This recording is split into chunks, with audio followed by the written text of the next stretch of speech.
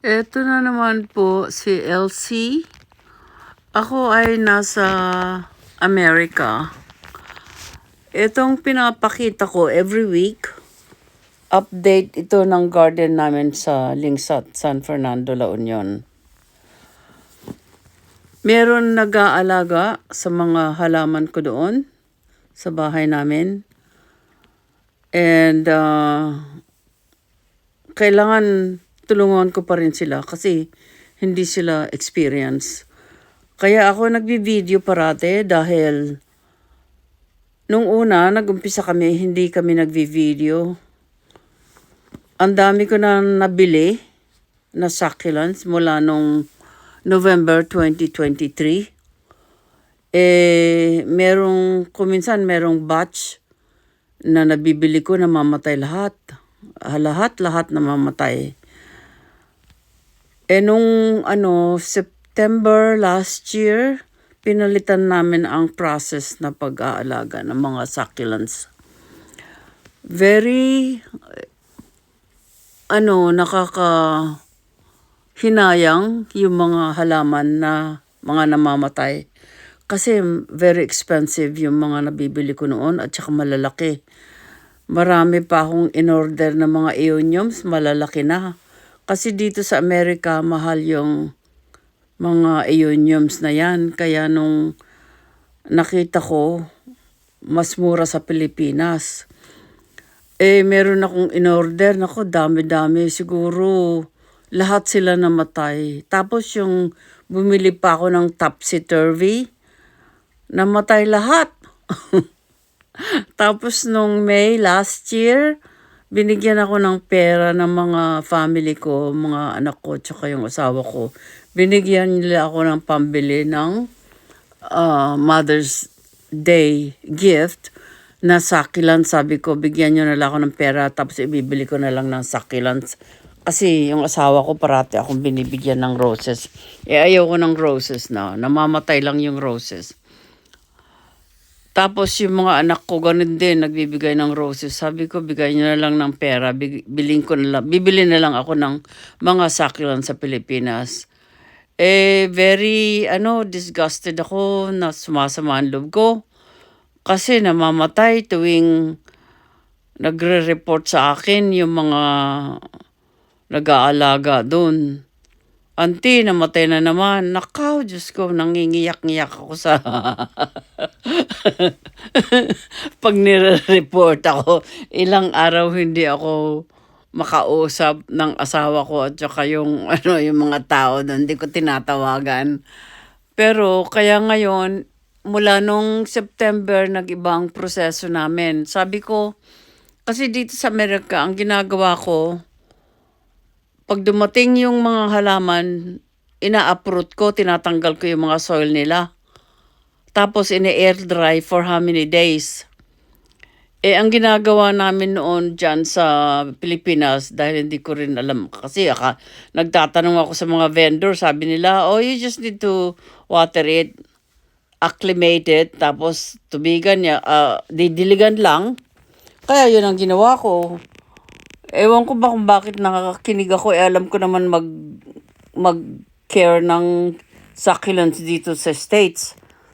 Wala naman namamatay sa akin. Noon may namamatay pero namamatay dahil hindi ko sila wini-winterize. Kaya pag spring, bili na naman ako ng ibang set ng mga succulents. Pero anyway, sana naisip ko, tsaka may nagsuggest sa akin na kaibigan. Sabi niya, siguro kailangan tanggalin mo lahat, uproot mo, tanggalin mo lahat ng soil, tapos i-air dry. Kaya yun ang ginawa namin. Mula noon, okay na. Tapos ang dilig, hindi masyado. Tsaka noon, natatakot silang magdilig yata kaya namamatay. Tapos ang dilig nila siguro sa taas lang. Siyempre pagka yung diniligan mo sa taas lang, yung roots nasa baba.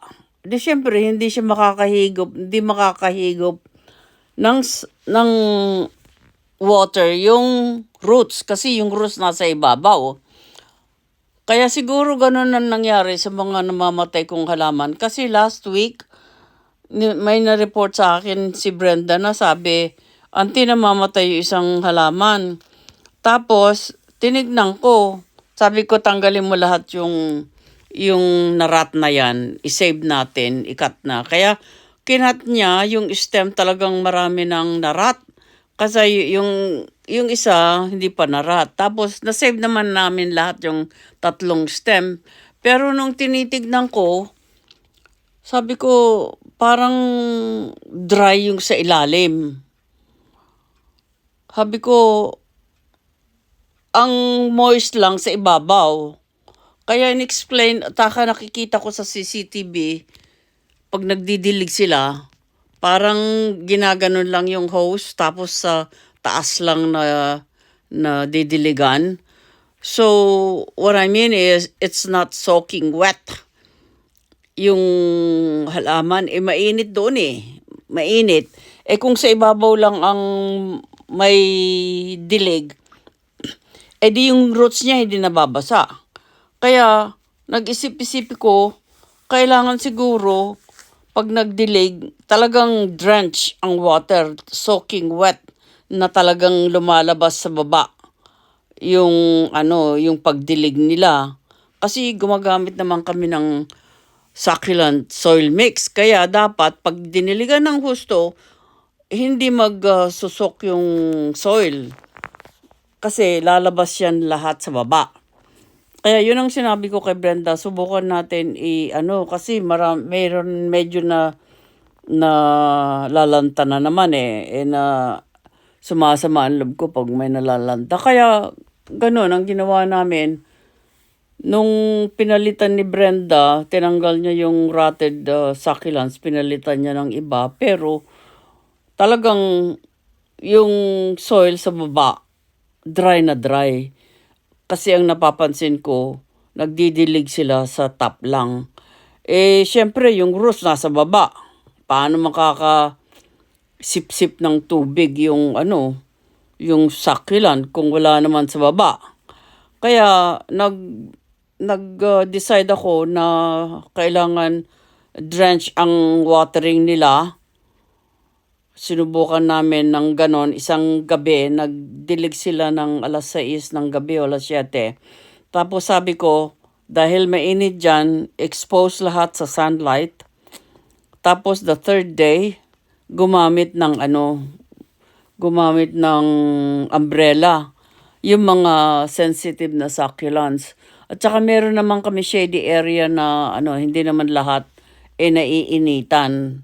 Mas matingkad lang ang init nila pag alas 12, ganun, alas 9, alas 11, alas 12, alas 1, ganun. Kaya, yung mga ibang succulents, wala na sa direct sunlight. Kaya okay lang. Kaya ang ginawa namin ngayon, talagang drench watering, 1 day, tapos bukas, syempre, maiinitan. Tinetesting namin kung kailangan every other day ang dilig or every 4th day. Sa ngayon, ang nangyari 4th day ngayon, pero titignan ko pa rin kung ano dapat ang gawin. So hopefully, wala nang additional na magrarat. At saka pala, marami na kaming dito medyo malago-lago na yung mga halaman ko. Kasi magaling na silang mag-alaga ng mga succulents sa Pilipinas with my help, assisting them remotely. At saka marami na rin kaming na-harvest na mga succulents. Nagpo-propagate na kami ng mga iba-ibang succulents. Ito yung namin, aloe vera, cacti, ledge namin. Siguro ito mga 6 months old na ito Kaya malago-lago na yung mga cacti at saka yung mga aloe vera. Nag-harvest na nga kami dito ng mga aloe vera. Ginamit naming fillers doon sa bago naming planter. Gumagamit ako ng ledge pala dahil mas gusto ko, mas organized siya dito sa ledge na ginagamit ko. Kasi pag sa pots, maraming pots, sobrang pots, kaya magulo. Naguguluhan ako sa mata ko. At saka mahal din ang bumili ng mga pots lalo na pagka terracotta o clay pot. Ito yung bago naming fountain-like DIY planter. Nako, gustong-gusto ko ito, tsaka gustong-gusto ng mga tao pag tumadaan sila, kikita nila ito, nagugustuhan nila. Maganda nga. Nakuha ko lang ito na idea sa mga napapanood ko sa YouTube na nag-arrange sila ng succulents sa fountain. Imbes na bibili ako ng fountain, nagpagawa na lang ako ng fountain-looking planter. Kaya ito siya. Marami akong nabili na succulents para ilagay dito. Meron pa nga akong in-order na maganda yung Purple Delight, napakalaki. Ilalagay ko sana dito sa second layer pero hindi pa dumarating hanggang ngayon. Kaya ngayon, nagpapagawa na naman ako ng dalawang planter, DIY planter para sa mga darating. Marami na naman akong in-order this week. Ang dating nila siguro end of April or first week of May. Okay lang, hindi naman ako nagmamadali kasi hindi pa tapos yung aking DIY planter Naubusan na kami ng materyales pero gagawan ng paraan para makagawa siya. So, ito yung DIY fountain namin. Tignan mo, maganda ito, di ba? Ang gaganda ng mga succulents. At saka marami kami yung jadelet. Malagong-malago na ang mga jadelet na gagamit naming parang filler, ganon. Ang mga halaman ko, hindi ko alam ang mga pangalan nila. I really don't care about the names. Ang gusto ko pag namimili ako, lush, tsaka maganda. Maganda siya. At saka yung gusto ko yung hindi ako mahilig sa makahoy. Pero bumibili din ako ng mga makakahoy na succulents kasi ang tendency nun, ikakat ko siya tapos ipopropagate. Kasi gusto ko ang mga succulents very close to the soil. I don't like them leggy na etulated. Hindi healthy yung etulated succulents for me. Pero yung iba, siguro gusto nila yung kahoy. Pwede rin kung yun ang type nila, pero sa akin mas gusto ko yung ganito na parang pack na pack sila. 'Di ba? Ang ganda. Maganda Tapos ito yung mga succulents na nakalagay sa pots.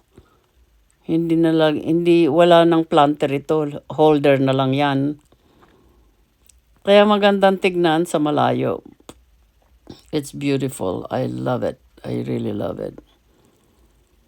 Tapos this week, meron akong pinagawa pang isang DIY planter naman. Isang layer lang, rectangle shape. Siguro mga 5 feet long yon or 4 feet. Isang layer lang, although it has another layer at the bottom, but we can use it for something else. Gusto ko yung mga DIY planter na sa top layer lang mataas.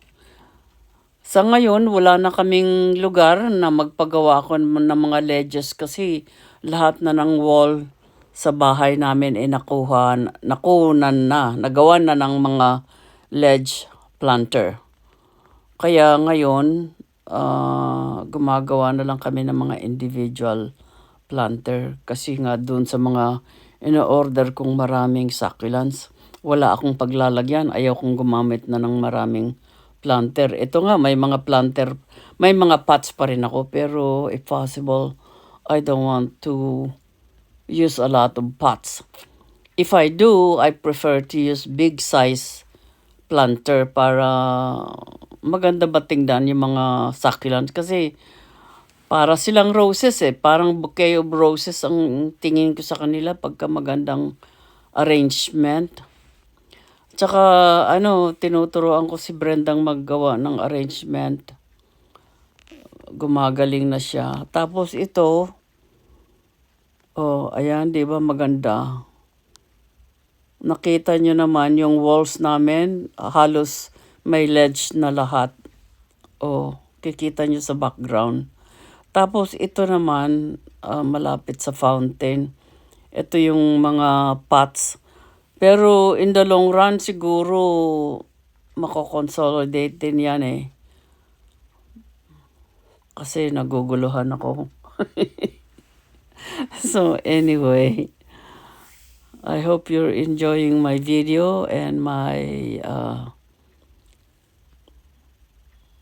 tsaka yung pagsasalita ko. Bihira lang ako magsalita kasi kuminsan ayoko nagsasalita eh. Pero ngayon gusto kong magsalita kasi yung music na ginagamit eh naka-copyrighted ako kaya sabi ko magsalita na lang ako. Maski na binili ko yung mga music sa sa iTunes. Pagka ginamit ko, kina-copyright pa ako. Di sabi ko magsalita na lang ako. Hopefully maintindihan nyo ako ang pag na-narrate ko dito. If possible, ayaw ko kasi sabi ng mga anak ko, huwag kang magsalita, mami. Tapos yung sister ko dun sabi niya, huwag kang magsalita kasi bungis-ngis ka ng bungis-ngis eh. Kaya ewan ko, bahala kayo dyan. Hopefully maintindihan nyo ang mga sinasabi ko, di ba? Malapit nang matapos, mga 13 ang namin, groupings namin. Lumiit na nga ito eh. Dati 40 ang groupings namin. Ngayon kinonsolidate.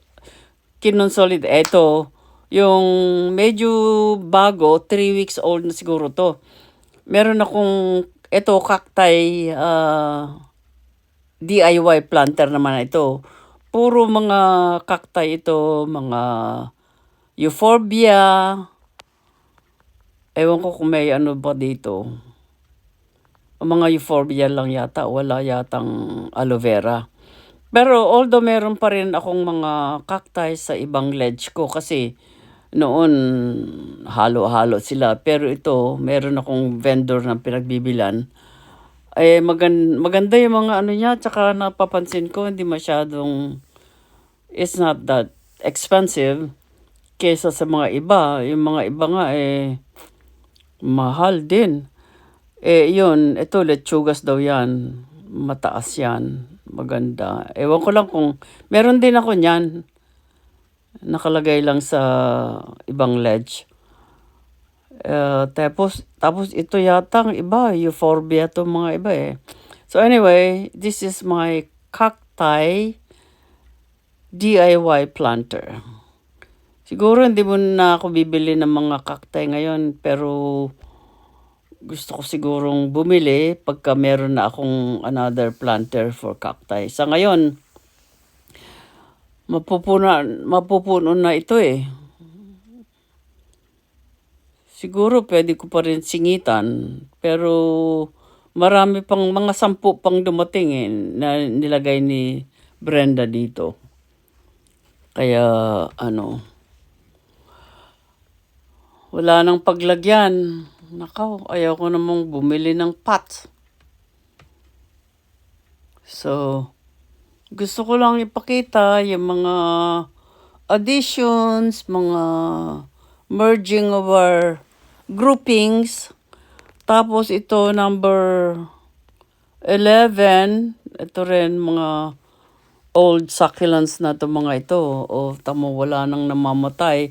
At saka nagka-cut na pa rin kami. Nagpo-propagate kami. Pero dito meron pang maraming siya. Ayan, si Mama Mary meron din siyang halaman. Meron din akong orchid dito pero ewan ko kung saan na nagpunta yung mga yun na nabuhay. Ang mahal-mahal pa naman ng mga orchid. Pero ang ganda noon, nung binili ko, meron siyang mga flowers. Pero ngayon namatay na yung mga flower. Tapos ito, number 12. Ito naman, square DIY planter. Ang ganda, di ba? Nagagandahan ako sa planter. Pagka lalo na consolidated lahat. No? Can you imagine pagka pinat ko lahat ito? Ewan ko kung ilang pot ito. Marami itong succulent eh. Oh, saan ko ilalagay yung mga pots? Ayaw ko naman na mapuno lahat yung front yard namin. Kasi meron kaming boarding house. Siyempre, kailangan ng in and out. Kaya kailangan hindi magulo yung aming pots. Kaya mas maganda sa DIY planter na lang. Dalawa itong ginawa ni Erning. Si Erning lahat ang gumagawa ng mga DIY ko. Mabilis siyang magtrabaho. Sasabihin ko lang ngayon, mamaya meron na, nandyan na. Tapos hindi pa dumarating yung mga succulents ko. On the way pa lang, hindi pa, yung mga iba, hindi ko pa nga nababayaran. Kagaya nung mga na-order ko, wala pa akong bills na dumating. Kaya hindi ko pa binabayaran. Siguro, pero yung dalawang vendor, nabayaran ko na yata yung isa. Ay, tatlong vendor ang darating, pero yung isa na nabayaran ko siya kasi magpapadala na siya kaagad sa Monday. Kaya binayaran ko siya. Pero yung isa, May 15 ba yun? May 27 pa darating. Kaya sabi ko, saka ako na lang babayaran. Kasi nagla-live selling pa siya. Baka meron pa akong magustuhan. Pero hindi pa ako nagbabayad. Dalawa pa yun eh. Tapos ito pa yung isa. Isang square. Ito yung may namatayan. Ito yung ni-rearrange ni Brenda kasi nakita ko nung tinanggal niya yung nagrarat na halaman, moist lang sa taas pero sa ilalim hindi. Kaya dry na dry sa ilalim. Kaya paano siya mabubuhay kung dry sa ilalim yung roots niya nasa ilalim. Hindi naman sa top of the soil yung roots nila. Kaya mamamatay yun. Kaya sinabihan ko si Brenda, ibahin natin ang pagdidilig. Hindi yung parang pinupusit-sitan lang sa harap taas. Kasi, ginagamit naman namin, yung mga nagde-drain ng husto kasi succulent mix ang ginagamit namin. Kaya dapat mag-drain siya. Kung hindi, magrereklamo ako sa vendor ko ng succulent mix. Ito naman yung bagong gawa namin, bagong DIY planter. It's a rectangle. Marami din tong succulents. Sa tingin ko, mga over, parang 50 yata. Ewan ko, basta marami. Maraming succulents ito. Ang mahal ng bili ko dito, marami yan. Ito, bago lang ito. In-arrange nila kahapon. Tapos, kagabi, pinadiligan ko. Kasi pansin ko, hindi na-uproot sila eh. Hindi na-uproot, kaya Tapos, ito naman, yung mga bagong bili ko na hindi pa na-deliver. Kaya nagpapagawa ako ng dalawang DIY ledge kay Erning para doon ko sila itatanim. Ipapakita ko yan siguro pagdating siguro mga last week of May na. Unless na dumating yung next week. Pero yung next week darating ay token sizes, cuttings. Kaya siguro mafi-fill upan ko lang isang ledge nun. Pero gagawa si Erning ng 5 ledge na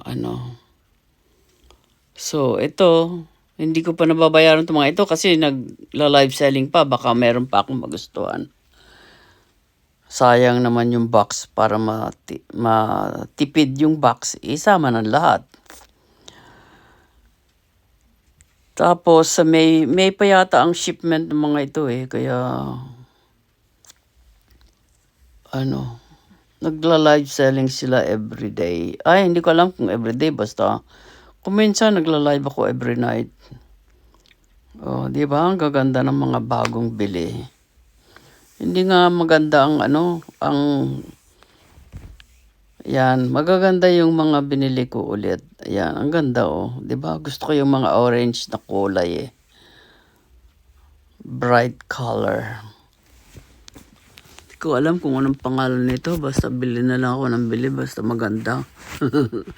Lush and beautiful. Yan. Ganda sila eh. Ang gaganda nila eh. Oh, ayan. Di ba magandang kulay. Ito yung token size. Ito naman yung agave. Nag-request ako sa seller na i-flex niya. Pero hindi ko binili kasi mahal. 800 ang agave na ito. Although it's beautiful, it's really beautiful. But I don't want to spend 800 or 1,000 for that. I think I already have agave at home anyway. Pero titingin ako sa ibang seller kung meron silang mas mura. Baka si Erda meron siyang agave. Anyway, thanks for watching.